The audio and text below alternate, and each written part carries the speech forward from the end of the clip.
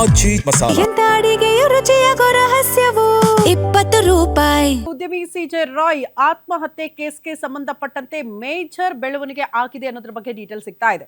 ಇಷ್ಟು ದಿನಗಳ ಕಾಲ ಸಿಜೆ ರಾಯ್ ಅವರ ಆತ್ಮಹತ್ಯೆಗೆ ನಿಖರ ಕಾರಣ ಏನು ಅನ್ನೋದನ್ನ ಬಹುತೇಕರು ಪ್ರಶ್ನೆ ಮಾಡ್ತಾ ಇದ್ರು. ಯಾಕಂದ್ರೆ ಅಷ್ಟೆಲ್ಲ ಸಂಪತ್ತಿದ್ರು ಕೂಡ, ಅಷ್ಟು ದೊಡ್ಡ ಉದ್ಯಮಿ ಆದ್ರೂ ಕೂಡ ಯಾಕೆ ಆತ್ಮಹತ್ಯೆ ಮಾಡ್ಕೊಂಡ್ರು ಅಂತ. ಆಪ್ತನ ದ್ರೋಹಕ್ಕೆ ಬೇಸತ್ತು ಆತ್ಮಹತ್ಯೆಗೆ ಶರಣಾಗಿದ್ದಾರಂತೆ. ಐಟಿ ಅಧಿಕಾರಿಗಳ ಒತ್ತಡ ಕೂಡ ಇತ್ತು, ಹಂಗಾಗಿ ಆತ್ಮಹತ್ಯೆ ಹಾದಿ ಹಿಡಿದ್ರ. ಎಸ್ಐಟಿ ತನಿಖೆ ಬಳಿಕ ಆತ್ಮಹತ್ಯೆ ಕಾರಣ ಬಯಲಾಗಿದೆ. 2 ದಿನಗಳಲ್ಲಿ ಮ್ಯಾಜಿಸ್ಟ್ರೇಟ್ಗೆ ಈ ವರದಿಯನ್ನು ಸಲ್ಲಿಕೆ ಮಾಡಲಿದ್ದಾರೆ ಅಧಿಕಾರಿಗಳು. ವರದಿ ಸಲ್ಲಿಸುವುದಕ್ಕೆ ಎಸ್ಐಟಿ ಟೀಮ್ ಸಿದ್ಧವಾಗಿದೆ ಅನ್ನೋದ್ರ ಬಗ್ಗೆ ಡೀಟೇಲ್ ಸಿಗ್ತಾ ಇದೆ. ರಾಯ್ ಸಾವಿಗೆ 2 ಪ್ರಮುಖ ಕಾರಣವನ್ನ ಸದ್ಯ ಎಸ್ಐಟಿ ಅಧಿಕಾರಿಗಳು ಉಲ್ಲೇಖ ಮಾಡಿದ್ದಾರೆ. ಆಪ್ತನಿಗೆ ಬನ್ನೇರುಘಟ್ಟ ರೆಸಾರ್ಟ್ ನೀಡಿದ್ರಂತೆ ಸಿಜೆ ರಾಯ್. ಆದ್ರೆ ನಂಬಿದ್ದ ಆಪ್ತನೇ ಕೋಟ್ಯಾಂತರ ರೂಪಾಯಿ ವಂಚನೆ ಮಾಡ್ಬಿಟ್ರಂತೆ ಸಿಜೆ ರಾಯ್ ಅವರಿಗೆ.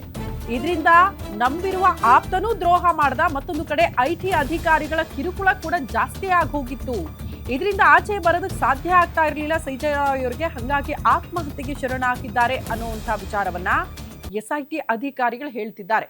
ಇದೇ ವರದಿಯನ್ನ ನಾಳೆ ಮ್ಯಾಜಿಸ್ಟ್ರೇಟ್ಗೂ ಕೂಡ ಸಲ್ಲಿಕೆ ಮಾಡೋದಕ್ಕೆ ಸಿದ್ಧತೆಗಳು ಆಗ್ತಾ ಇದೆ ಅನ್ನೋದ್ರ ಬಗ್ಗೆ ಡೀಟೇಲ್ ಸಿಗ್ತಾ ಇದೆ.